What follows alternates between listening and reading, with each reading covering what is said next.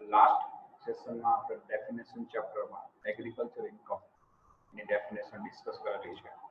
આજે આપણે આગળ જોઈએ tax planning evaluation.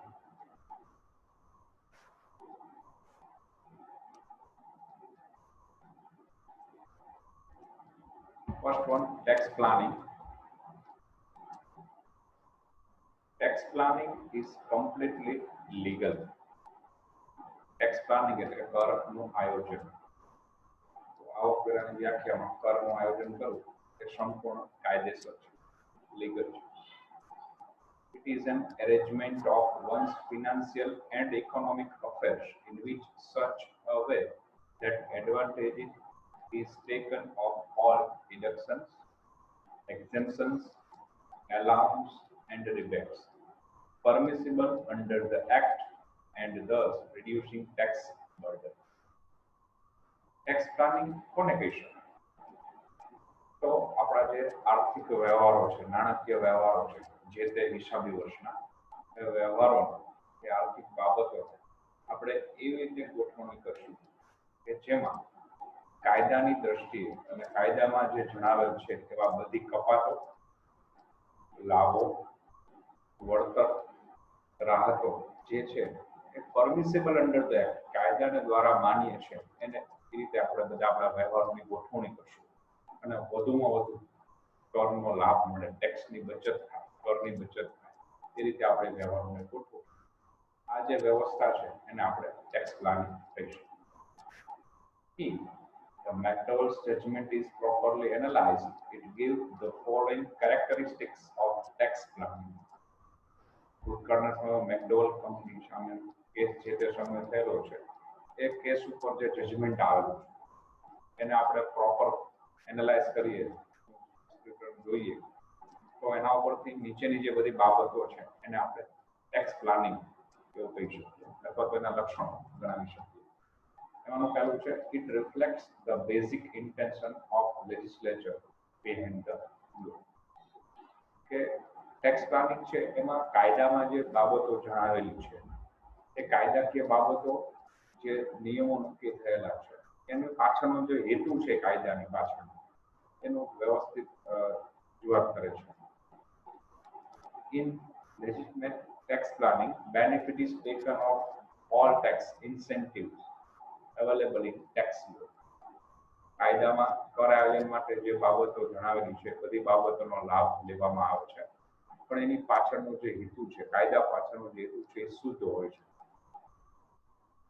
It involves planning of financial affairs by a series of transactions, each having individual legitimacy and composite effect produced as a whole and yet reducing the tax liability. અહીંયા તમારા ધંધાકીય જે વ્યવહારો છે, આર્થિક વ્યવહારો છે, બધા વ્યવહારોને બધી બાબતોને જે શ્રેણીઓ છે, વ્યવહારો છે, એને એવી રીતે ગોઠવવામાં આવે છે કે જેમાં કાયદામાં જણાવેલી જે બાબતો છે દરેક બાબતની પાછળનો જે હેતુ છે પરિપૂર્ણ થાય, એ બધા વ્યવહારનો વ્યક્તિગત લાભ પણ તમને મળે અને આ બધા વ્યવહારો તમે ચોક્કસ દર્શાવો છતાં તમારે ટેક્સ ઓછો ભરવાનો. પણ તમે જે ટેક્સ બચત કરો છો, જે બાબતોનો જે કાયદાનો લાભ લ્યો છો એનો હેતુ જળવાઈ રહે, કાયદામાં એ બાબત જણાવેલી છે એનો જે હેતુ છે પરિપૂર્ણ. Tax planning should not involve use of any colorable devices for reducing tax liability. કર આયોજનમાં કાયદામાં જે બાબતો જણાવેલી છે એનો જે હેતુ છે એ જળવાઈ રહે અને એના માટે કોઈ એની કલરેબલ ડિવાઇસીસ એટલે કે બીજી કોઈ અન્ય હેતુ માટે એ કાયદોના કોઈ લૂપહોલ સસ્પેક્ટ વાળી હોય તો એનો ઉપયોગ કરવામાં ન આવે. ફોર એક્ઝામ્પલ આપણે એવું લઈએ કે એટીસીમાં તમે તમારી લાઈફ પોલિસી લ્યો છો તો જે પ્રીમિયમ છે તમને લેસ મળે છે. તો એની પાછળનો હેતુ છે કે તમે તમારી પાછળના જે વારસદારો છે કે તમારી પાછળ જે તમારા ઉપર મોટી વ્યક્તિઓ છે એને ફિનાન્શિયલ પ્રોબ્લેમ્સ ક્રિએટ ન કરવા પડે તમારી ગેરહાજરી, એ એનો હેતુ છે. અને પ્લસ તમારી બચત થાય એ પણ હેતુ છે. તો ઘણીવાર આપણે ટેક્સમાંથી બચત કરવા માટે જે તે વર્ષમાં આવક વધુ હોય તો એ વર્ષમાં આપણે લાઈફ પોલિસી લઈ લઈએ અથવા એના કોઈ મેમ્બર્સ હોય ઓથોરાઇઝ પર્સન સાથે સેટિંગ કરી અને પોલિસીનું ડોક્યુમેન્ટ તૈયાર કરાવીએ અને પોલિસી લાભ આપણે લઈએ. પોલિસીનું પ્રીમિયમ આપણે ઇન્કમમાંથી બાદ કરે ટેક્સ બચી જાય. ખરેખરનો નિયમ હોય એ નિયમ પ્રમાણે એટલે 3 કે 5 વર્ષ સુધી રાખવી પડે. તો બીજા વર્ષે અમુક સમય બાદ આપણે આપણા સેટિંગ દ્વારા ઓથોરાઇઝ પર્સન જે છે એને સેટિંગ કરી અને આપણે પોલિસી વિથડ્રોલ કરી દઈએ. ભૂતકાળમાં આપણે એનો લાભ લીધેલો છે અને પ્રીમિયમને આપણે આવકમાંથી બાદ કરાવેલો છે અને ટેક્સ બચાવેલો છે. પણ પછી સેટિંગ થ્રુ આપણે એ પોલિસી વિથડ્રોલ કરી લઈએ છીએ અને પોલિસી ભૂતકાળમાં જે લાભ લીધો છે એને મેન્ટેન કરીએ છીએ, જાળવી રાખીએ છીએ, એને બાદ નથી કરતા. But it is a colourable device એવું કહી શકાય. Just it is an example. આવી ઘણી બધી બાબતો છે કે એ બાબત તમે એનું જે એની પાછળનો જે હેતુ છે તે પરિપૂર્ણ તમે નથી કરતા. કાયદામાં તમને આ લાભ આપે છે કાયદો, તો એ કાયદો શા માટે બનાવે છે, કયા લાભ માટે, એનું ઇન્ટેન્શન શું છે. ઘણી વાર ઇન્ટેન્શનને બાજુ પર મૂકી આપણે ફક્ત એનો લાભ લઈએ છીએ અને ભવિષ્યમાં એને ખોટી રીતે ઉપયોગ કરીએ છીએ. તો આવા ઘણા બધા કાયદાઓ છે, એને ખોટી રીતે આપણે ઉપયોગ કરીએ તો એને કલરેબલ ડિવાઇસીસ તરીકે આપણે કહીશું. Thus, tax planning does not come in the ambit of McDowell case. It does not stop any type of planning that reduce tax liability, nor does it declare all types of tax planning is illegitimate. તો આ રીતે જે કરનું આયોજન છે એનાથી મેકડોનના કેસમાં એવું સાબિત થાય કે જે બધું તમે કરનું આયોજન જે કરો છો, ટેક્સ પ્લાનિંગ જે કરો છો, વ્યવહારો ગોઠવો, બધા ગેરકાયદેસર છે એવું નથી. તો બધા કાયદેસર છે એવું પણ એની પાછળનો જે હેતુ છે તમારો, એ હેતુ કેટલો પરિપૂર્ણ થાય છે, તમે એને કેટલો સાચવો છો, એનો ઉપયોગ કેટલો કરો છો એના ઉપર ડિપેન્ડ કરે છે. એટલે એવું કહી શકાય કે દરેક ટેક્સ પ્લાનિંગ છે એનાથી કરની જવાબદારી ઘટી જાય એવું, પણ એના પાછળનો જે હેતુ છે પરિપૂર્ણ થાય છે એવું કહી શકાય. ટેક્સ ઇવેશન, કરની ચોરી. All methods by which as assessee avoid paying tax illegally are termed as tax evasion. All methods, બધી જ પદ્ધતિઓ કે જે પદ્ધતિ કે પદ્ધતિઓ દ્વારા કરદાતા છે ટેક્સ ચોરી કરે છે. ચોરી એટલે કોઈ વસ્તુ ચોરવા નથી જતો પણ ટેક્સ નથી ભરતો, ટાળી દે છે, કોઈ નથી ભરવા, વસ્તુ છુપાવે છે, સાચી બાબતો છુપાવે છે કોઈ પણ પદ્ધતિ દ્વારા. તો એ દરેક પદ્ધતિ છે એ ટેક્સ ઇવેશન ગણાય છે, કર ચોરી ગણાય છે. When such evasion is found out by tax authorities, the assessee is penalized or punished. કદાચ તમે આવા કોઈ વ્યવહારો છુપાવેલા હો અને સર્ચ દ્વારા ટેક્સ ઓથોરિટી એને ફાઉન્ડ આઉટ એટલે શોધી કાઢે તો ત્યાર પછી જે તે એસએસસીને પનિશમેન્ટ એટલે સજા કરવામાં આવે છે, દંડ કરવામાં આવે છે. ટેક્સ ઇવેશન, ધ એસએસસી કર ચોરી કઈ રીતે થઈ શકે? એના પોઈન્ટ્સ આપેલા છે. Number 1, conceals his income and does not pay tax on it. સૌથી પહેલું તમે તમારી આવક છુપાવો. 5 લાખ રૂપિયા આવક ને તમે 3 લાખ બતાવો, 2 લાખ બતાવો, તો જેટલી આવક છુપાવો છો ચોપડે નથી બતાવતા એ આવક ઉપર તમારે ટેક્સ ભરવાનો નહીં આવે. It is a tax evasion. Second, shows more expenses than what he has spent for earning that income. કોઈ આવક મેળવવા માટે તમે કોઈ ખર્ચ કરેલો હોય પણ ખર્ચ એક્ચ્યુઅલી જે થયો છે એના કરતાં તમે વધારે બતાવો, એટલે ઇનડાયરેક્ટલી તમારી આવક ઓછી થશે અને આવક ઓછી થાય ટેક્સ ઓછો ભરવો પડે. ખરેખર તમે 3 લાખ રૂપિયા આવક થઈ હોય એની એ આવક મેળવવા માટે તમે 25,000 નો ખર્ચ કર્યો એની બદલે તમે 50,000 બતાવો, તો જેટલો ખર્ચ વધુ બતાવો છો એટલી આવક ઓછી થશે અને આવક ઓછી થાય એટલે ટેક્સ ઓછો ભરવો. That is also tax evasion. Actually એટલો ખર્ચ થયો જ નથી પણ તમે ખર્ચના ખોટા બિલો, ખોટા વાઉચર બનાવો. Number 3, submits wrong accounts and thus shows income very much lower than his true income. ખોટા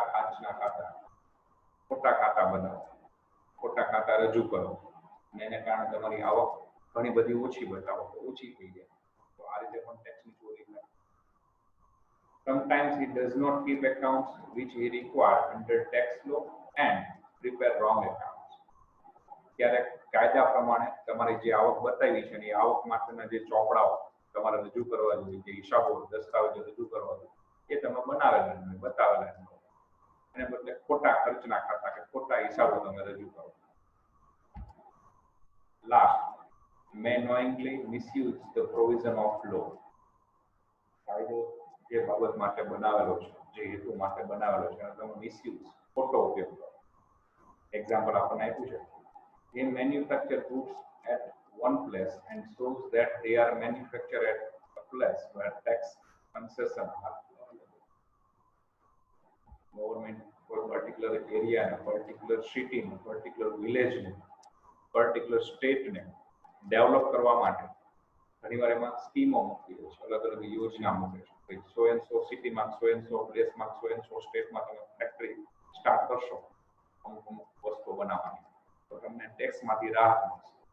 બીજા સ્ટેટમાં કે બીજા સિટીમાં એ વસ્તુ બનાવવા માટે 10% ટેક્સ લાગતો, તો આ પ્લેસ ઉપર કે આ સ્ટેટમાં કે આ સિટીમાં બનાવશો તો અહીંયા 5% લાગશે, 2% લાગશે, ટેક્સ ફ્રી થશે. તો આપણે ટેક્સનો લાભ મેળવવા માટે એવું કરીએ કે ખરેખર જ્યાં ટેક્સ 10% છે એ પ્લેસ ઉપર જ આપણે મેન્યુફેક્ચરિંગ કરતા હોય, પણ જ્યાં ટેક્સ ફ્રી છે અથવા ટેક્સ ઓછો લાગે છે એ પ્લેસ ઉપર આપણે મેન્યુફેક્ચર કરી છે એવું ઓન પેપર બતાવે. તો આપણે આ જે કાયદો છે, કાયદામાં જે જોગવાઈ છે એનો દુરુપયોગ કરવો પડે.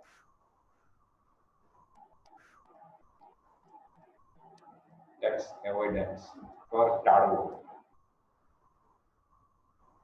Tax avoidance is also a device of paying less tax. કર ટાળવો એ પણ એક સાધન જ છે ને ઓછો ટેક્સ કરવાનો. When there is a tax planning by taking advantage of provision of tax law, but intention is malafide, it is tax avoidance.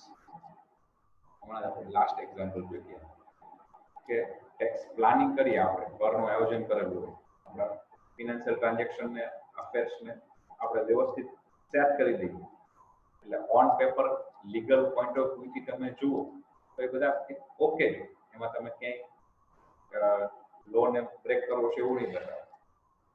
But એ તમે જે ટેક્સ બેનિફિટ લ્યો છો અથવા તમારા ટ્રાન્ઝેક્શન તમે જે સેટ કરેલા છે એની પાછળનું જે ઇન્ટેન્શન છે ગવર્મેન્ટનો, લો પાછળનો ઇન્ટેન્શન ફૂલફિલ નહીં.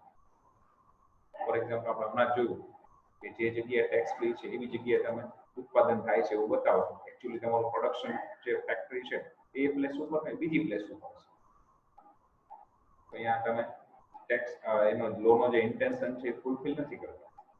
લોનો ઇન્ટેન્શન અહીંયા એવો છે કે જે પ્લેસ અનડેવલપ છે એને ડેવલપ કરવું છે, એના માટે ગવર્મેન્ટ આવી સ્કીમ મૂકે કે આ જગ્યાએ તમે પ્રોડક્શન ફેક્ટરી મેન્યુફેક્ચરિંગ કરશો તો તમને ટેક્સના બેનિફિટ મળશે. તો એ એરિયા ડેવલપ થાય, અહીંયાના લોકો ડેવલપ થાય, એ સ્ટેટ ડેવલપ થાય. પણ અહીંયા તમે ખોટી રીતે એને રજૂઆત. Here the SSC defeat the very spirit of legal provision, though he strictly adhere to provision of tax. તો આ રીતે જે એસએસસી કરદાતા છે એ કાયદામાં જે જોગવાઈ છે એની પાછળનું સ્પિરિટ જે છે, એ જે કહી શકાય ભાવના જે છે ગવર્મેન્ટ સરકારની જે હેતુ છે તે પરિપૂર્ણ નથી કરતી. જો કે તમે કાયદામાં જે જોગવાઈ છે એનું પાલન ચોક્કસ કરો, પણ એ કાયદા પાછળ છે હેતુ રહેલો છે એને તમે ફૂલફિલ કરતા. They resort to tax avoidance when first he make uses devices of which defeat the very spirit of law. કાયદામાં જે જોગવાઈઓ છે એનો ઉપયોગ કરે છે પણ કાયદા પાછળના જે હેતુઓ છે એને defeat એટલે હરાવે છે, એને સ્વીકારતો નથી.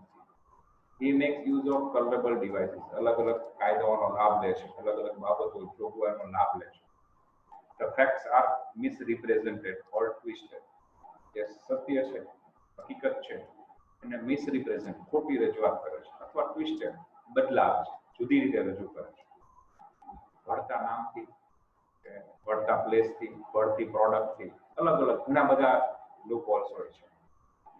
He makes use of provision of law but the intention is malafide. કાયદામાં જોગવાઈ છે એનું પાલન કરે છે પણ એની પાછળનો જે હેતુ છે એ malafide ખોટો છે, જાણી જોઈને ખોટું કરે છે. That is to wrongly avoid paying tax. ખોટી રીતે કર ટાળે છે. The decision of McDowell and Company Limited versus ITO, the income tax official, in 1985 is important regarding the tax avoidance which was considered legal till that time.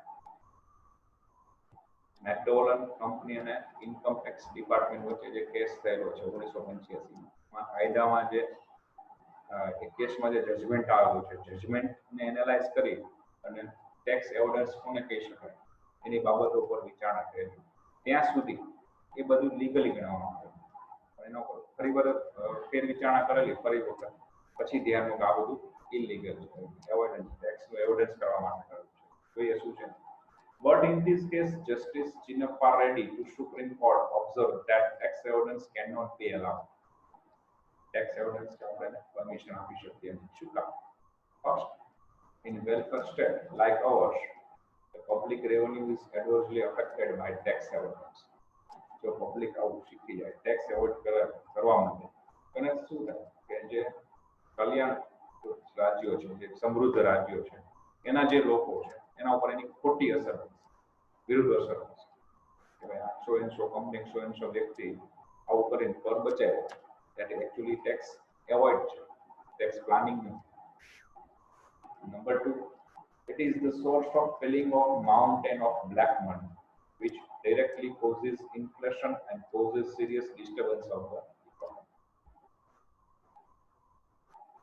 Tax avoid થશે નથી શું થશે tax બચાવવા માટે તમે ખોટા વ્યવહારો રજૂ કરેલા છે ખોટી બાબતો રજૂ કરી હશે તો કાયદામાં જે લૂપ હોલ્સ છે એનો ઉપયોગ કરેલો છે એનાથી એક બ્લેક મની જનરેટ થશે કાળું નાણું એના પછી છે પહાડો એના ખડકાશે કારણ કે 2-5-10 હજાર રૂપિયા માટે 15-25 હજાર રૂપિયા માટે 1,00,000-2 લાખ રૂપિયા માટે કોઈ આવા પ્લાનિંગ ન હોય ખોટી રીતના પ્લાનિંગ કરોડો અબજો રૂપિયા માટે આપણે કદાચ કહી ન શકીએ કેટલા બધા પૈસા માટે બધા પ્લાનિંગ કરતા હોય કારણ કે એના પાછળ ઘણા બધા વ્યક્તિઓ મગજ માઇન્ડ એમના સેટ કરવા માથા લાગે એક્સપર્ટ જોયા એમની ફી પણ આવે હોય છે એના વ્યવહાર એમનું નોલેજ પણ આવે છે એ પ્રમાણે લોકો ફી ચાર્જ કરતા હોય તો અહીંયા સામાન્ય રકમ માટે આવું પ્લાનિંગ ન થતું હવે એવોર્ડન્સ કઈ નાની મોટી રકમ માટે બહુ ખૂબ જ અઢળક વ્યવહારોમાં અઢળક રકમ માટે આવું પ્લાનિંગ થતું તો એનાથી શું થશે બ્લેક મનીના પહાડો પડશે અને એની ડાયરેક્ટ ઇફેક્ટ ક્યાં થશે માર્કેટ કઈ રીતે ઇકોનોમીમાં એની ઇફેક્ટ થશે ઇન્ફ્લેશન એટલે ફુગાવો બજારમાં આવશે વસ્તુના ભાવ વધતા જશે. It leads to large hidden loss to the economy by some of the best brain in the country being involved in the perpetual war waged between tax avoider and his expert team of the advisors, lawyers and accountants on the one side and the tax officer and his perhaps not so skillful advisor on the other side. So, સરસ કીધેલું છે સરસ judgement આપેલું છે sorry analyse કરેલું છે કે tax એવોર્ડન્સ થી શું થશે large hidden loss to the community છે લોકો પબ્લિક એને નુકસાન થશે એની પાછળ મોટું નુકસાન છુપાયેલું છે કઈ રીતે કે બહુ ઓછા એવા માણસો જેની પાસે આવું બ્રેઇન છે કે જે લોકો લૂપ હોલ્સ જે લોના છે એનો ઉપયોગ કરી શકે છે અથવા એને શોધી શકે છે એનો બેનિફિટ લઈ શકે તો એવા લોકો થોડાક એડવાઇઝર એના એકાઉન્ટન્ટની ટીમ એના વકીલો આનું એક ઝુંડ કે જે લોકો પાસે બેસ્ટ બ્રેઇન સારા મગજ છે કાયદામાં શું ખૂટે છે અથવા આની છટકબારી શું છે એનો એ ઉપયોગ કરે અને એની સામે ટેક્સ ડિપાર્ટમેન્ટના ઓથોરાઇઝ ઓર્ગેનાઇઝેશનના જે એડવાઇઝર છે એના જે લોયર છે એની પાસે કદાચ એટલું સ્કિલફુલ નથી એટલું બધું માઇન્ડ નથી અથવા એ લોકો આ લૂપ હોલ્સને જોઈ શકતા નથી સમજી શકતા નથી તો આ બંને વચ્ચે યુદ્ધ થશે અને યુદ્ધ સતત ચાલતું રહેવું કાયમી કે જે લોકો લાખો અબજો કરોડો રૂપિયા કાળા નાણું ઊભું કરવું છે ટેક્સ બચાવવો છે એ લોકો આવા માણસો હાયર કરશે માઇન્ડ વાળા એ લોકો છટકબારી શોધી શકે છે એનો ઉપયોગ કઈ રીતે કરવો કહી શકે એનું એક ગ્રુપ હશે બીજી બાજુ આ ટેક્સ ડિપાર્ટમેન્ટના જે એડવાઇઝર છે લોયર છે એનું એક ગ્રુપ હશે આ બંને વચ્ચે સતત યુદ્ધ એટલે કોઈ તલવાર કે બંદૂક લઈને યુદ્ધ કરી છે એ ટાઈપ નહીં પણ ટેક્સ બચાવ્યો છે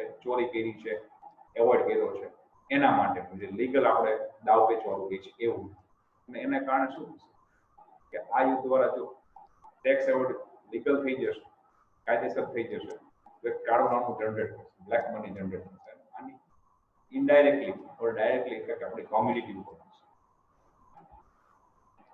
It creates sense of injustice and inequality in the brain of those who are unwillingly or unable to profit by.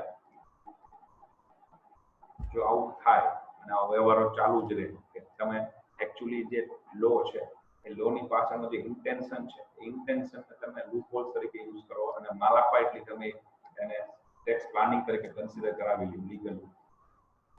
તો જે લોકો સમાજમાં છે જે લીગલી ટેક્સ ભરે છે અથવા જે લોકો એવા છે કે જેની પાસે એવું માઇન્ડ નથી, એની પાસે એવી સમજ નથી, એ લોકોના મગજમાં એક અન્યાયનો ભાવ ઉભો થશે. અમને અમારી સાથે અન્યાય થયો છે કે આ લોકો આ વ્યવહાર કરે છે તો એ માન્ય છે, અમે આમ કરીશું તો આ અમાન્ય.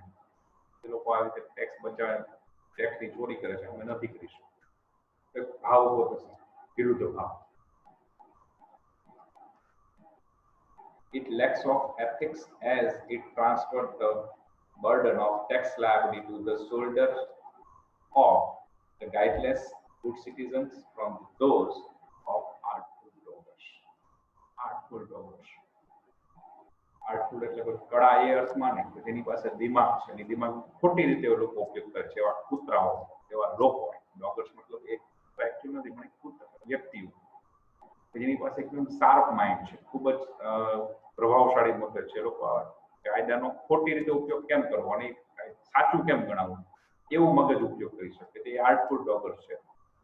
એ લોકો આવો મગજનો ઉપયોગ કરશે, એનાથી લેક્સ ઓફ એથિક્સ, નૈતિકતા ઓછી થશે સમાજની, નૈતિકતા ભાવ ઓછો થશે.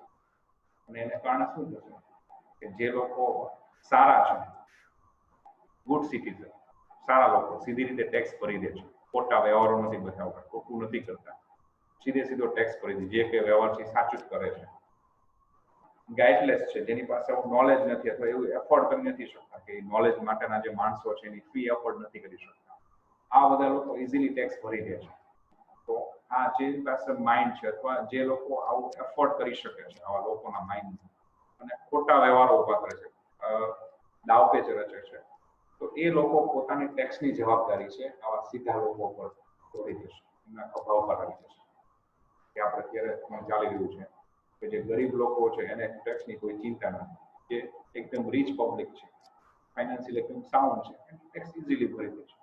જે મિડલ ક્લાસ છે, જે ઇઝીલી ટેક્સ ભરે છે, કોઈ ખોટું કરતા નથી, એ લોકોને એ ટેક્સનો બેનિફિટ નથી મળતો. કઈ રીતે? સરકારમાં ટેક્સ એન્ડ સરકાર બધી સુવિધાઓ પૂરી પાડે, પ્રાથમિક જરૂરિયાતો લોકોની, આ માટેના જે પૈસા છે ટેક્સ થ્રુ આવે. તો મિડલ ક્લાસ ઇઝીલી ટેક્સ ભરી દે છે, કોઈ ખોટું કરતો નથી. મોટા ભાગનો નીચલો વર્ગ છે ને ટેક્સ ભરવાનો કોઈ પ્રશ્ન નથી. જે એકદમ સાઉન્ડ પીપલ છે, ફાઇનાન્શિયલી સાઉન્ડ છે, એ લોકો ટેક્સ ભરે છે, પણ આવા દાવ પેચર છે ખોટા, કારણ ટેક્સ એકચ્યુઅલી જે ભરવો પડે એના કરતા ઓછો ભરે છે. તો વચ્ચેનો જે ગેપ છે એમને ભરવાનો ટેક્સ, કોના ઉપર બર્ડન આવે છે? Middle class.